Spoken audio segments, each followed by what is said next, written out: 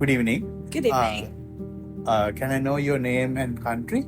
So my name is Alexine and I'm French. So, first of all, I want to know what brings you to Sri Lanka and how you find this small cafe. So I'm here in Sri Lanka for holidays for 2 weeks. I'm with my friend who is not here right now. We decided to go to Sri Lanka to travel, to experience the lovely weather.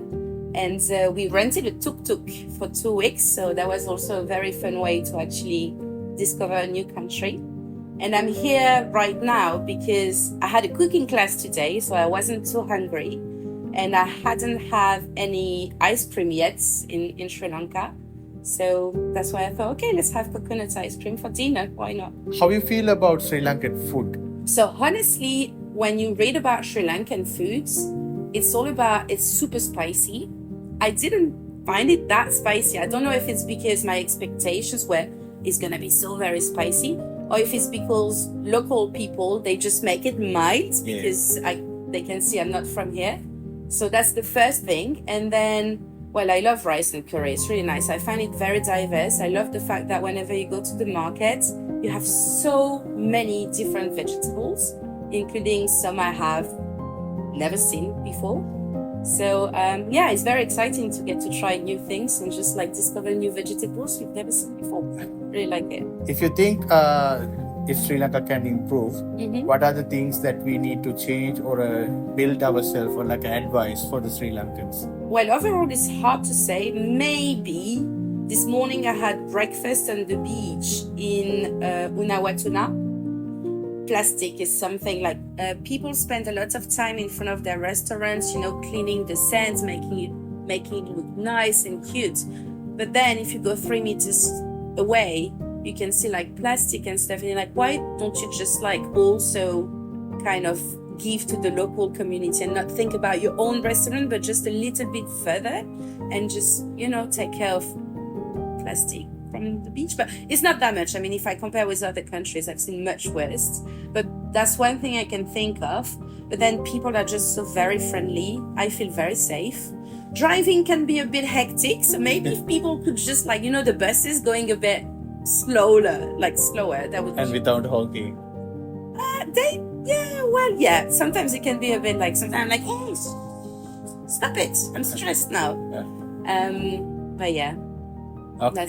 That's probably the only things I can think of. Can I know which event that impact your life mostly? So I studied and lived in Europe for some time, and then at some point I did an internship in India for 6 months. I spent 6-8 months there, and that was really life-changing. I discovered that I love to go to another country and discover the culture and try to understand how people work, live, what's of interest to them.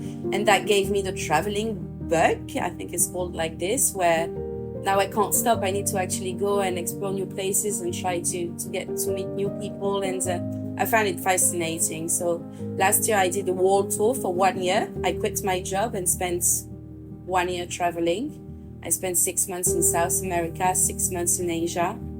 And I have so many memories, and all my friends now, they have babies, they just buy houses and so on. I have no interest. I would rather just, work, yes, but sometimes traveling because it makes you richer, really. And one more thing, what or who inspire you most? So it might sound a bit boring, but I would say my mom, just because she's now retired, but she was an engineer in a very masculine, male-dominated fields in aerospace.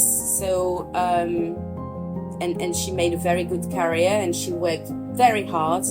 And she was 37 when I was born, when the society would put pressure on her to say, it's actually time to get married and have kids. And she didn't listen. My parents traveled quite a lot to Sri Lanka, but many other countries such as Yemen, Brazil, India many times, China, but 40 years ago. So that was not like traveling now. That was so much harder. And I love the fact that she was a very ambitious woman, and she wanted to travel and try her own things before starting a family. So I find it very inspiring, and I'm happy to take the same kind of path right now. If you are going to advise us about something for a younger generation or the younger Sri Lankans.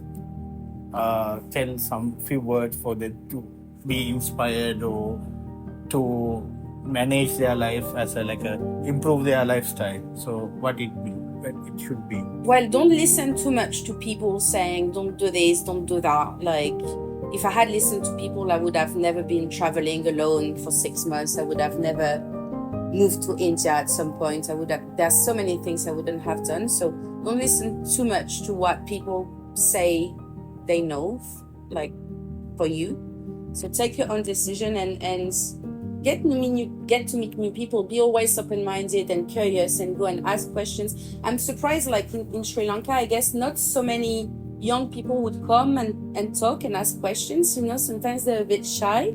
I would be super excited to have someone coming and like actually not just like where are you from, but a bit like more interesting conversations like, okay, what do you study? And you, what do you study? You know, this kind of stuff. I think it would be good to have more like connection. Maybe that's also because I was here only for 2 weeks, so you need time to actually build relationships with people. But yeah, be curious, be open-minded, and listen to what your guts tell you. That's what works best in my opinion.